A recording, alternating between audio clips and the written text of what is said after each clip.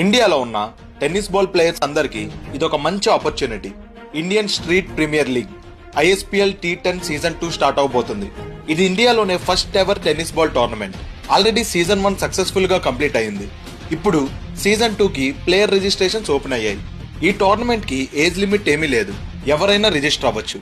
దీనికి registration fee 1180 rupees. Register అయిన players కి ట్రయల్స్ కండక్ట్ చేస్తారు. ఈ ట్రయల్స్ మొత్తం కంట్రీలో 55 లొకేషన్స్ లో అవుతాయి. మన తెలుగు స్టేట్స్ లో హైదరాబాద్ అండ్ వైజాగ్ లో అవుతాయి. ఈ ట్రయల్స్ లో సెలెక్ట్ అయిన ప్లేయర్స్ ఆక్షన్ కి వెళ్తారు. ఆక్షన్ కి వెళ్లిన players minimum base price 3 lakhs. అంటే ట్రయల్స్ లో షార్ట్ లిస్ట్ అయ్యి 6 టీమ్స్ లో ఏదో ఒక టీం మిమ్మల్ని పిక్ చేసుకుంటే మినిమం 3 lakhs వచ్చేసినట్టే.